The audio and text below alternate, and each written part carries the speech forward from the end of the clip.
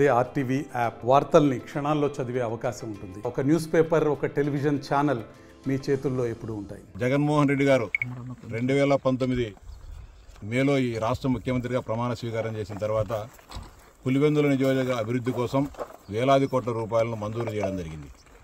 మంజూరు చేసిన వ్యక్తి అవి నిజంగా అమలవుతున్నాయా లేదా, వాటి నిర్మాణాలు జరుగుతున్నాయా లేదా, వాటి ఫలాలు ప్రజానీకానికి అందుతున్నాయా లేదా అని ఏ రోజు కూడా గమనించుకోకుండా ఉండడంతో ఈరోజు కూడా వందల వేల కోట్ల రూపాయలతో మంజూరు చేసిన పనులు ఎవరికి కూడా చెందకుండా, పనులు పూర్తి కాకుండా ఈరోజు అసంపూర్తిగా మిగిలిపోవడం జరిగింది. ఇందాక మీకందరికీ కూడా ప్రత్యక్షంగా చూపించాం.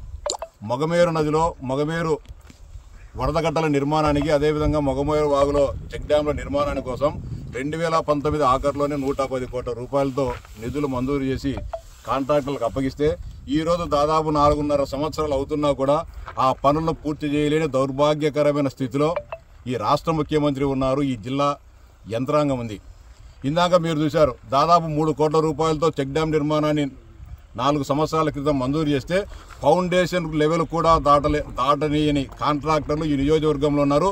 ఎందుకు పనులు చేయలేదని ప్రశ్నించలేని నోరు సొచ్చిన అధికార యంత్రాంగం ఈ జిల్లాలో ఉంది.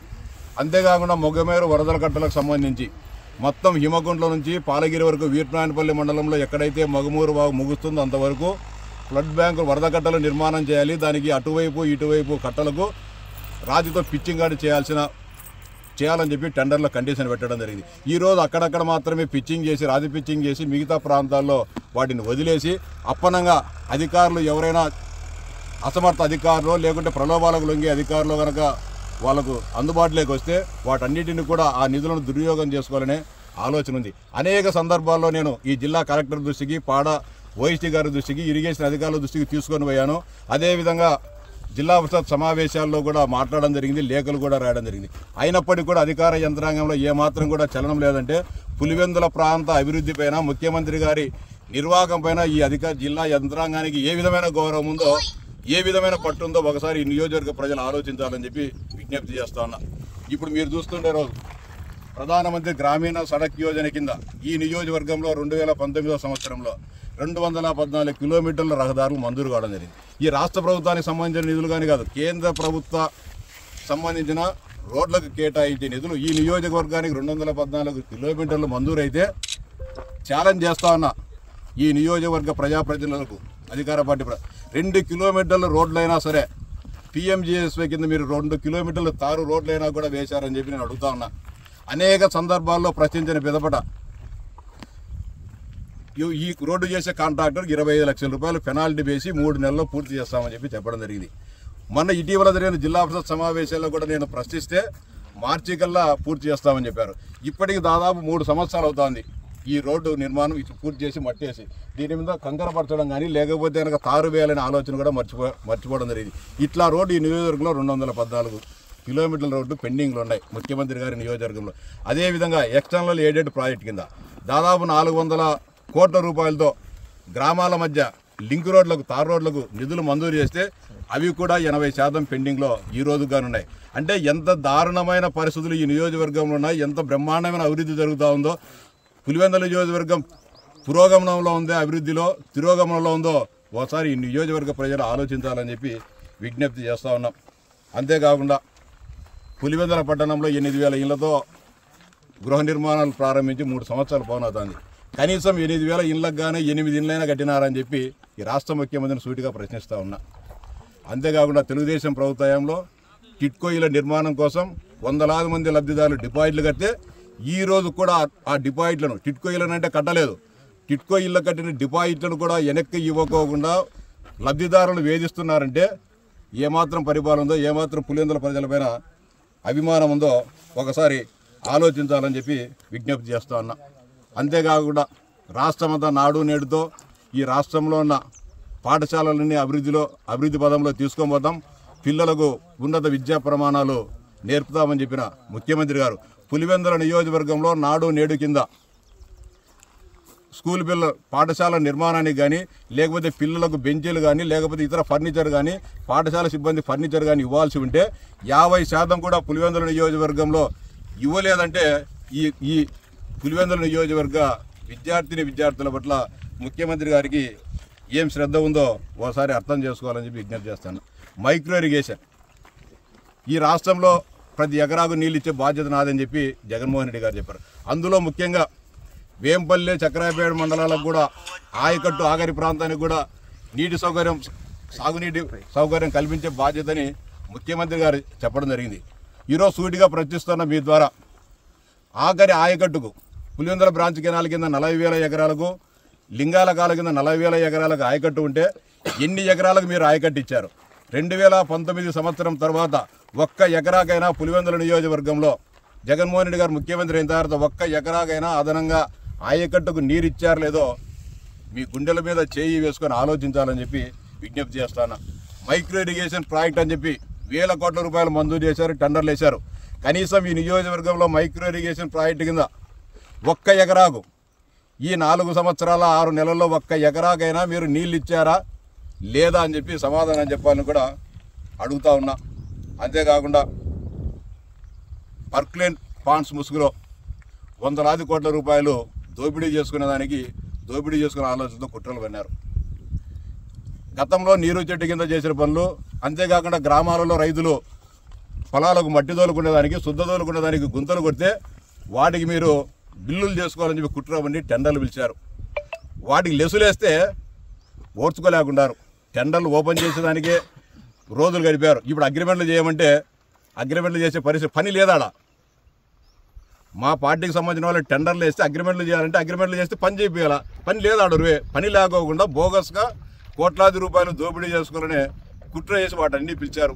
కలెక్టర్ దృష్టికి తీసుకోబోయా, విజిలెన్స్ అధికారుల దృష్టికి తీసుకోబోయా, ఇరిగేషన్ అధికారుల దృష్టికి పోయినా ఎవరు కూడా స్పందించలే.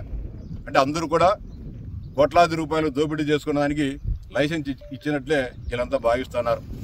ఇంకా దారుణమైన విషయం, 2019లో పులివెందుల ఏరియా డెవలప్మెంట్ అథారిటీ ఏర్పడినప్పటి నుంచి ఇంతవరకు పులివెందుల ప్రాంత అభివృద్ధి కోసం, ఈ నియోజకవర్గ అభివృద్ధి కోసం ఎన్ని వందల వేల కోట్ల రూపాయలు మంజూరు చేశారు, ఏ పనికి ఎంత మంజూరు చేశారని అడిగితే జిల్లా కలెక్టర్ కానీ పాడా ఓఎస్డీ గారి నిమ్మకు నీరెత్తినట్లు ఉన్నారు తప్ప కనీసం సమాధానంగా ఇవ్వడం లేదు. ఒక శాసనమండలి సభ్యునిగా, ఈ ప్రాంత ప్రజలు ఎన్నుకున్న ప్రజాప్రతినిధిగా నాకే సమాధానం చెప్పుకోకుండా దాగుడు మూతలు ఆడుతుందంటే అధికార యంత్రాంగం ఎందుకు గాను దాగుడు మూతలు ఆడుతున్నారో నేను ప్రశ్నిస్తా ఉన్నా.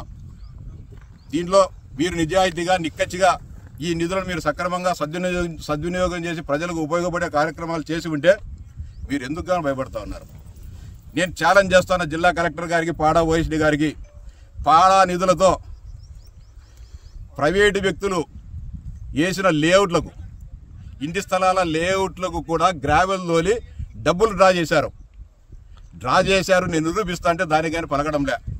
డ్రా చేశారు నిరూపించాలంటే మీరు ఎన్ని వందల వేల కోట్ల రూపాయలు పాడాకు నిధులు విడుదల చేశారో అది చెప్పాల్సి ఉంటుంది.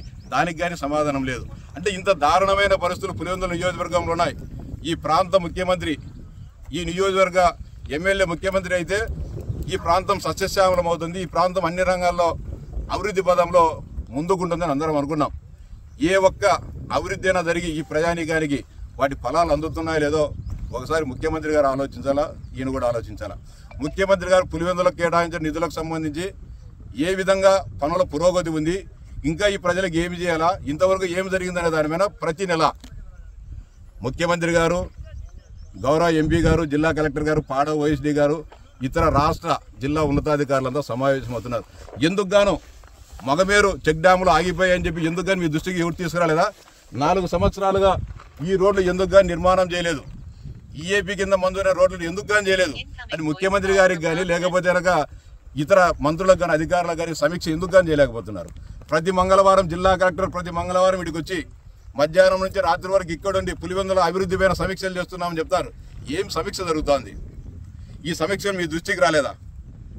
మీ దృష్టికి వచ్చినట్టు ఎందుకు కానీ కాంట్రాక్టర్ పైన చర్యలు తీసుకోలేదు. పెనాల్టీ వేస్తే సరిపోతుందా? టర్మినేట్ చేసి కొత్త కాంట్రాక్టర్కి అప్పచెప్పడమో లేకపోతే ఉండే ఎగ్జిస్టింగ్ కాంట్రాక్టర్ పనులు చేపియాలా? ఎందుకు కానీ మగమేర దానిపైన ఇంత నిర్లక్ష్యం వహిస్తున్నారు? పులివెందుల సుందరీకరణ పైన కూడా అనేక రకాలుగా ప్రజలు ఇబ్బందులు పెడుతున్నారు. ఈరోజు ఇదంటారు, రేపు ఇదంటారు. ఇష్టానుసారంగా భూసేకరణ చేసి ఇష్టానుసారంగా బలవంతంగా తీసుకుంటారా చస్తారనే విధంగా డబ్బులు ఇవ్వడం జరిగింది, డబ్బులు బలవంతంగా చేతులు పెట్టడం జరిగింది. ఎందుకుగాను రోడ్ల విస్తరణకు ఇంకా అరకొరగా చేస్తూ ఉన్నారు. ఎందుకుగాను పులివెందుల సుందరీకరణ పైన మీకు చిత్తశుద్ధి లేదు.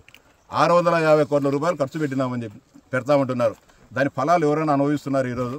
ఇంకా ఎన్ని కాల అంటే మరో 20 ఏళ్ళ జగన్మోహన్ రెడ్డి అన్నట్టు మరో 30 ఏళ్ళు కానీ నేనే ముఖ్యమంత్రిగా ఉంటానట్టు మరో 30 సంవత్సరాలు ఏమన్నా పులివెందుల సుందరీకరణకి ఏమన్నా సమయం కావాలని అడుగుతా ఉన్నా. అంతేకాకుండా ముద్దనూరు నుంచి కదిరి వరకు ఉండే జాతీయ రహదారి పనులు శాంక్షన్ అయ్యాయి. ఒక రీచ్ మంజూరైంది, ఒక పనులు జరుగుతున్నాయి. ఈ రీచ్ ఎందుకు కానీ పనులు కావడంలే. మీరు చేసే అవకతవకల వల్ల కేంద్ర ప్రభుత్వం ఆ టెండర్లను రద్దు చేసింది. ఈరోజు ఇప్పటికి కూడా కాంపెన్సేషన్ కూడా రైతులతో సమావేశాలు ఏర్పాటు చేయకుండా, రైతుల అభిప్రాయం తీసుకోకుండా ఇష్టానుసారంగా మీరు చెక్కులు ఇచ్చేసి బలవంతంగా దౌర్జన్యంగా రైతులు ఇబ్బంది పెడుతున్నారు. పులివెందుల ముద్దనూరు మధ్యలో ఎందుకు కానీ ఇంత అనాగరికంగా వ్యవహరిస్తున్నారు? మీకు ఓట్లేసిన రైతాంగమే కదా వీళ్ళు. ఎందుకని సహృదయంతో వాళ్ళ మీద మీరు మానవతా దృక్పథంతో ఆలోచన చేయలేకున్నారు. ముఖ్యమంత్రి గారు వీటన్నిటిపైన సమీక్ష చేసుకుంటే అవకాశం కూడా మీకు లేదు, అంత సమయం కూడా లేదు. మరో 10 రోజుల్లో 15 రోజుల్లో ఎన్నికల నోటిఫికేషన్ వస్తే ఎన్నికల కోడ్ వస్తుంది. కాబట్టి మీరు ఇప్పుడు అనుకున్నా కూడా ఇవన్నీ కూడా చేసే పరిస్థితి లేదు. ఇవన్నీ కూడా ఈ నియోజకవర్గ ప్రజలు ఆలోచన చేయాలి. జగన్మోహన్ రెడ్డి గారు ముఖ్యమంత్రి అయితే మా బతుకులు మా జీవితాలు మారుతాయి, బాగుపడతాయి అనుకొని ఆయనకు ముబ్బడిగా ఓట్లు వేయడం జరిగింది. ఏం జరుగుతుందో ఒకసారి పులివెందుల నియోజకవర్గ ప్రజానీకం ఆలోచించి జరగబోయే ఎన్నికల్లో ఒక చారిత్రాత్మకమైన తీర్పునివ్వాలని చెప్పి పులివెందుల ప్రజలకు సవినంగా విజ్ఞప్తి చేస్తా ఉన్నా. అంతేకాకుండా ఈ రాష్ట్ర ప్రజలు కూడా గమనించాలా, పులివెందుల ప్రాంతాన్ని పులివెందుల నియోజకవర్గాన్ని అభివృద్ధి చేయలేని వ్యక్తి మళ్ళీ ఎన్నికల్లో ముఖ్యమంత్రి కావాలని తగతగలాడుతున్న జగన్మోహన్ రెడ్డి గారు మళ్ళీ ఏం చేస్తాడో పులివెందులనే చేయలేనాడు. రాష్ట్రాన్ని ఏం అభివృద్ధి పదంలోకి తీసుకోబోతాడో ఓసారి ఆలోచించి నిర్ణయం తీసుకోవాలని చెప్పి విజ్ఞప్తి చేస్తా ఉన్నాం. మరిన్ని వీడియోస్ కోసం ఛానల్ ని సబ్స్క్రైబ్ చేయండి, లేటెస్ట్ అప్డేట్స్ కోసం వాట్సాప్ ఛానల్ ని ఫాలో చేయండి అండ్ లింక్ డిస్క్రిప్షన్ లో ఉంది.